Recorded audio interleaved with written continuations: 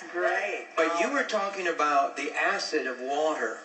Yes. And of course, the water we're drinking. And it's in, I think, in the stress book, where you're talking about the acid content. Well, when our body's stressed, as well as when we eat a lot of acid-forming foods, like sugar makes our tissues more acidic. Yeah. Meat makes our tissues very acidic. Starches, excessive starches, chips and bread, that makes the body acidic. Now, cancer likes acid, is it? Well, cancer will generally be more promoted. It literally, it doesn't induce cancer, but it can promote cancer or make it loves that make it atmosphere. grow more so. If the body's in if the tissues of the body are more acidic. But the good news is that water, especially there's alkaline waters, vegetables and fruits are alkaline.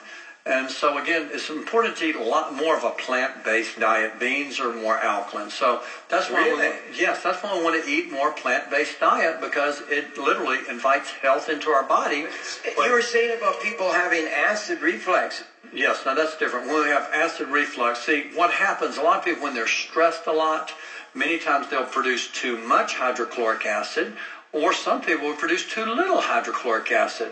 And so that's different from the acidity in the tissues and cells of the body.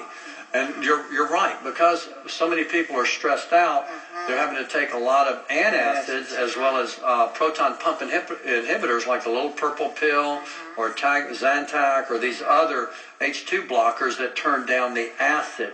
But again, what we need to do, we need to slow down, relax. See, what happens is when we're stressed out, our GI tract starts producing enough of the pancreatic enzymes that we need, and so the food stays in the stomach longer. When the food stays in the stomach longer, we're more prone to develop acid reflux, whereas if we relax, laugh, chew our food 20 to 30 times, set our forks down, make the conversation pleasant, get them belly laughs, you digest better, and the food exits the stomach faster, and so we don't get as much acid reflux. Acid reflux just means the acids reflux up.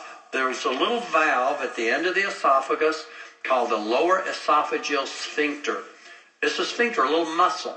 And when you eat a lot of fatty foods, or when you eat a lot of acidic foods like tomato sauce, or if you eat a lot of garlic, or if you eat a lot of peppers or tomato sauce or citrus fruits or peppermint or chocolate or caffeine, it causes that little old sphincter to dilate. When that sphincter dilates, that acid just flows up and starts to cause heartburn, indigestion.